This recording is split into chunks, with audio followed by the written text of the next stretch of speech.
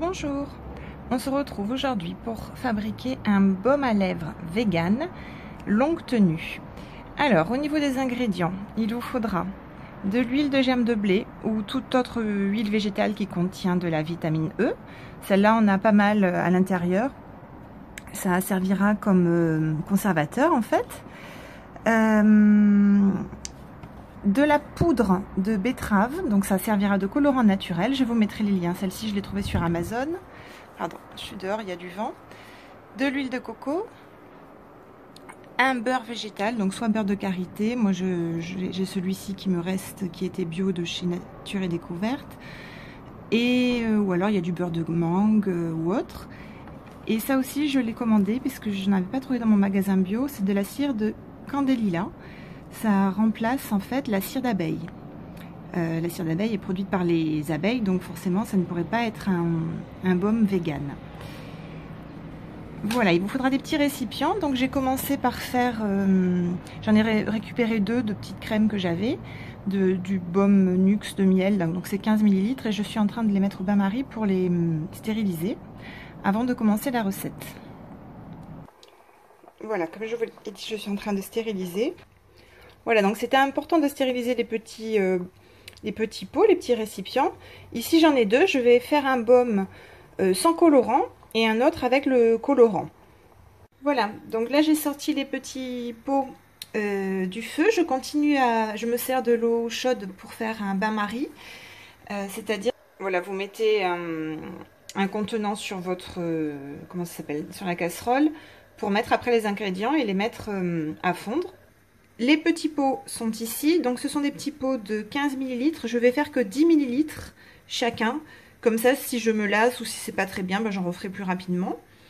Et pour la recette, ça serait pratique d'avoir également une petite balance électronique. Là, par exemple, je suis en train de peser la cire. Il faut 4 grammes. J'en ai mis 5, donc je vais enlever un peu. Je vais faire ainsi pour tous les ingrédients. Alors, c'est parti. Voilà, donc le plus long dans cette recette, ça va être de peser tous ces petits ingrédients. Au niveau de la poudre de betterave, si vous n'en avez pas, peut-être récupérer du colorant d'un ancien rouge à lèvres, ça peut faire l'affaire, un tout petit morceau d'un ancien baume à lèvres ou rouge à lèvres dont vous aimez la couleur. Voilà, après on essaie de faire avec ce qu'on a. Là, je voulais vraiment essayer quelque chose de naturel. J'aurais peut-être pu prendre aussi du jus de betterave. Voilà, je sais pas, dans les recettes, je voyais qu'il fallait de la poudre. Ils disent la pointe d'un couteau, donc j'en ai mis un petit peu plus. Je voulais qu'il tienne bien. Donc là, sachant que j'ai reçu un sachet de 100 grammes, je pense que j'en ai pour, je sais pas moi, 1155 ans. Franchement, voilà, je pensais que ça allait être un tout petit sachet. Non, il y en a beaucoup à l'intérieur. C'est parti, je vais mettre tout ça à fondre. Voilà, donc ça fait de la buée. J'ai toujours mon petit fouet là de la marque Le Secret des Fées, mais vous pouvez prendre une cuillère, c'est vraiment parce qu'il me plaît que je fais ça. Alors, si je filme de trop près, il y a de la fumée. Je vais laisser fondre, ça fond très vite. Je vais baisser le bain-marie. Voilà, parce que ça fait beaucoup de condensation. Il suffit donc de faire fondre ces trois produits. Le plus long, c'est le beurre de karité à fondre. Sur les ingrédients au début, pour le baume naturel, ils disent qu'on peut rajouter de l'huile essentielle de vanille ou d'orange douce. Moi, je vais le faire sans parfum. Ce beurre de karité là, il me semble qu'il était un tout petit peu parfumé au tiare, mais vraiment légèrement. Donc, je préfère pas rajouter moi de orange vanille parce que ça m'écoeure en fait. Le baume naturel, ça sera pour mettre la nuit. Et l'autre, ça sera pour la journée. En espérant qu'ils tiennent bien, on verra. Voilà, donc c'est presque déjà fondu. Je rajoute à présent donc les 8 gouttes d'huile essentielle de germe de blé. Faites attention parce que des fois, plus vite j'avais commencé déjà à en mettre. Hein, donc voilà, il manquait que ça. C'est presque prêt. Donc là, bah oui, c'est prêt pour celui qui est naturel. Alors je vais transvaser. Voilà, je mélange une dernière fois. J'ai l'impression que ça n'en fait pas beaucoup.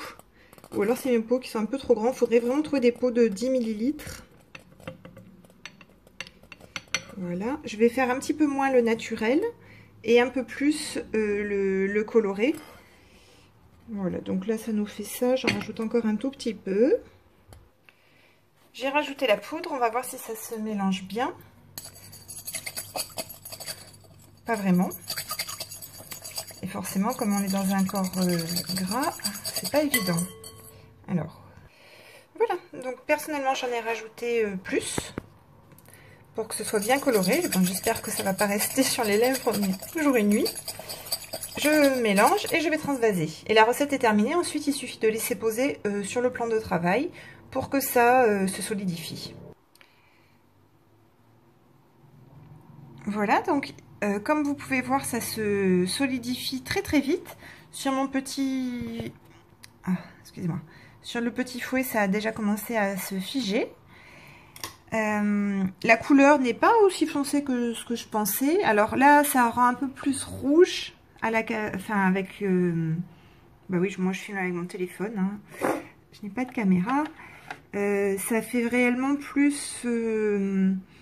couleur un peu grenadine quand moi je le vois. C'est vrai que ça change un peu les couleurs. Maintenant, on les laisse reposer, durcir. Ça a l'air de prendre assez vite. Et ben, je vous marquerai, ou tout à l'heure, je reviendrai vous montrer ce que ça fait en posant sur les lèvres. À tout à l'heure.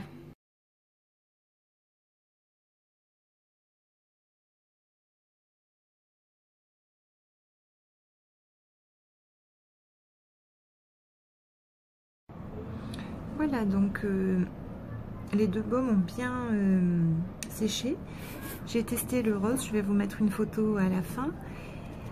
Juste une chose, pour que vraiment la texture soit vraiment le plus homogène possible, il faut vraiment respecter l'ordre, je pense, car vous savez, le coloré, je l'ai refait chauffer, donc il y avait tous les éléments, tous les ingrédients dedans, mais il faut vraiment d'abord faire chauffer la cire de Candélila, ensuite avec l'huile de coco et le beurre de karité. Et rajouter ensuite, une fois que tout ça est bien fondu, rajouter les gouttes de germe de blé et le colorant ou non. Là, vous voyez, le baume est vraiment homogène. Oups là, pardon. Alors que ici, je vois toujours de près des petites bulles. Enfin, c'est moins lisse qu'au début. Voilà, j'espère que cette petite recette maison vous a plu. Bonne journée et bonne fin de week-end. Au revoir.